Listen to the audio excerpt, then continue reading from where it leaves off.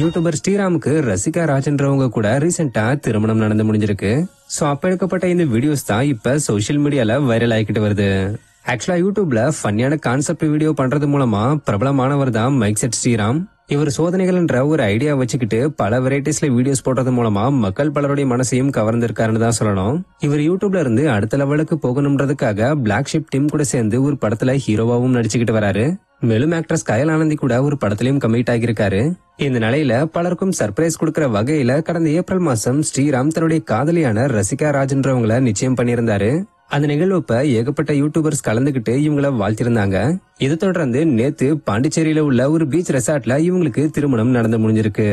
இவங்களுடைய இந்த திருமண விழாவுல ஃப்ரெண்ட்ஸ் அண்ட் ரிலேட்டிவ்ஸ்னு இப்படி பலரும் கலந்துகிட்டு இவங்கள வாழ்த்திருக்காங்க.